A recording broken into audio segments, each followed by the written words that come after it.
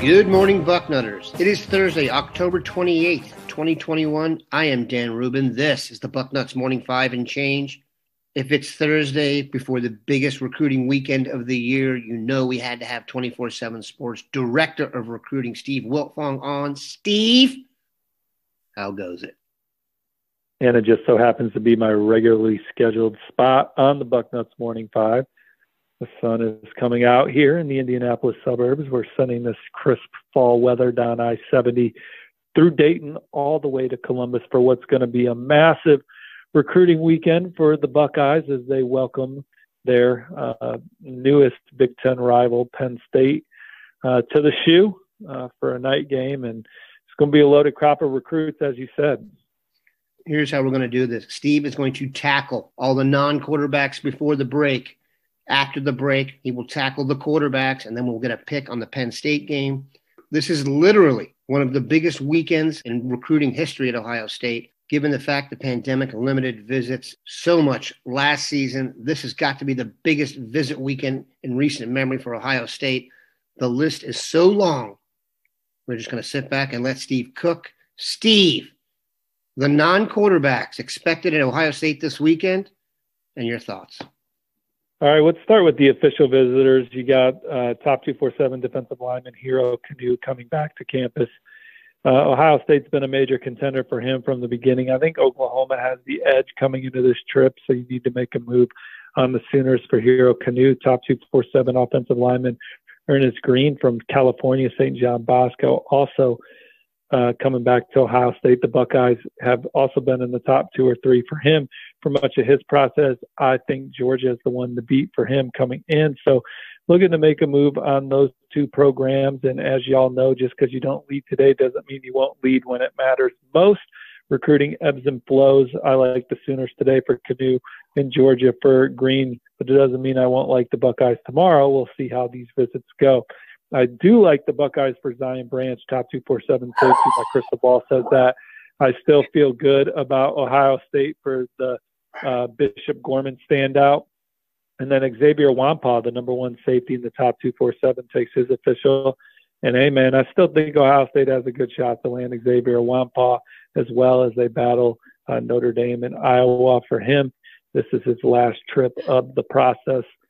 He's very close with these Ohio State commits, and I know he looks forward to getting back around those guys this weekend. And Ohio State is really just locked in on these 2 guys and have made them feel like priority for what feels like years now. A couple defensive linemen that took official visits earlier in the process return. You have 5-star Omari Abor. They love Larry Johnson, had a great official visit in the summer. Coming off a good trip to A&M. You got Alabama, LSU, a couple others in there, but Ohio State's in an interesting spot for Omari Abor. And I like Ohio State for top 247 defensive lineman, edge, and front 7 versatile prospect, Caden Curry. Caden took his official visit to Ohio State for the Oregon game. If y'all remember, he arrived late, like really late on Friday because he had his own game. That was an early kick. He had to get up early for. And he was just tired after that game, so he kind of retired to his quarters.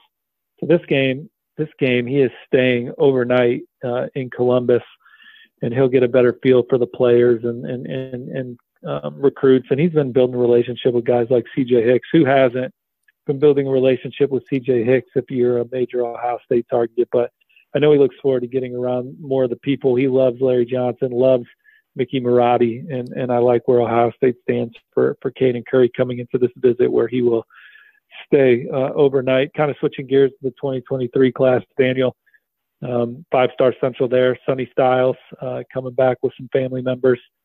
Obviously Ohio State's a major player for him. Notre Dame, he made the Southeast swing. He's going to do his own thing, but Ohio State, a lot of that program speaks to him. the number one running back in the country, 5-star Richard Young. He's no stranger to Ohio State. The Buckeyes are near the top of his list.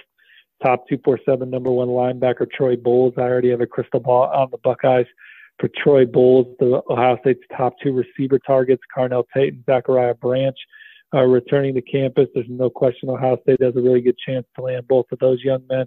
Justice Haynes is the top 247 running back that alongside Richard Young, Tony Alford, Ryan Day and company have really prioritized. And Ohio State has a great shot to land him. Justice is a tremendous fit at Ohio State. He's coming off a great visit to Notre Dame. He's a Georgia legacy. Clemson's in there, among others. But Ohio State's been firm near the top. You got Luke Montgomery, top 247 lineman from in-state, coming as well. So there's several other top 247 names that, we'll have updates on after their visit. We're going to take a quick break, come back, and cook on quarterbacks. All right, we are back. Quarterback has become so intriguing at Ohio State. They have 4 on the roster now that are fantastic. There's many theories as to how many they'll have when the season ends, or the offseason kicks in for that matter. But they're all over a new group as well, 4 of which we expect to be here this weekend. Break it all down. Yeah, so I think when you talk quarterbacks, you start with the 5-star in the 2023 class. That's Dante Moore out of Detroit King.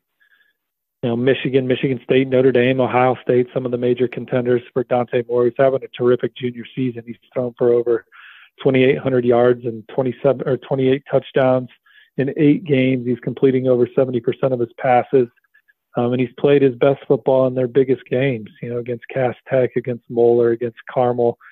3 of the best programs in the Midwest. Dante Moore has just been outstanding in those games. Corey Dennis was recently up in the Motown area to see Dante Moore. And Moore is an Ohio native, grew up rooting for Ohio State. Mom lives in Ohio. He's certainly a guy that's gone into this recruiting process not favoring anybody and building relationships with staff, and he's going to make an informed decision. But I think Ohio State's in this one. This one's been on the radar for him for a long time, this visit. And his coach told me yesterday that he's planning to be in Columbus for this Ohio State game. I think you look at the 2024 quarterbacks that are coming, Dan, and the name I want to lock in on is Dylan Raiola out of Burleson, Texas. I think he's going to ultimately emerge as Ohio State's number 1 quarterback at the position. He could be the number 1 quarterback in the country in that class. He's having a terrific sophomore season, comes from great pedigree. Dad, Dominic, played 14 years in the NFL on the offensive line for the Lions. He's got an older sister that plays volleyball at TCU right now. And, this is a guy that has had some communication with Coach Dennis as of late, and this visit came together quickly, and he's had great interest in Ohio State since watching the Buckeyes play Clemson in the Fiesta Bowl since 2019. And Ohio State's track record with quarterbacks and just as a program in general has the Buckeyes in good early position. I think Georgia's the one to beat right now for him, but we'll see what he thinks coming out of a visit to Ohio State. Dylan Raiola, as Steve mentioned, he has great genes. I am big on pro legacies. Ohio State is as well. Just want to double down on, remember that name, Dylan Raiola. These recruits are coming, Steve, not just to check out Ohio State, but to see a football game. Penn State is in the house, coming off 2 losses to Iowa and then Illinois. There's some thought that the Illinois loss will count for 2 losses, given it's 9 overtimes. What do you expect out of the Knits, depending on who you bet with? They are an 18-point underdog in the shoe Saturday night. Well, I think they'll play better. I think that's pretty obvious to say that. They're always up for the Ohio State game. They always give the Buckeyes their best. They always give the Buckeyes their best and typically play well against Ohio State. Have made things difficult in some of the wins that Ohio State has had over the years. But I predict Ohio State every week. And they're the most talented team in the Big Ten. They're one of the best teams in the country.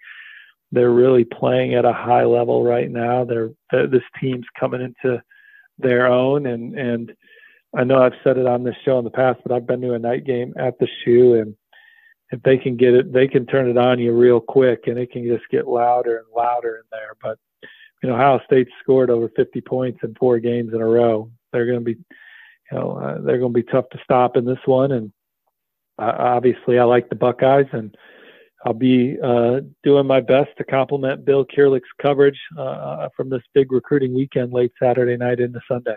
You cannot have 2 better guys leading your recruiting charge, the dean and the director, all in one spot. This is the only place to get it. We appreciate you stopping by. Have a good one, Bucknutters. Take care, y'all. See you on the front row.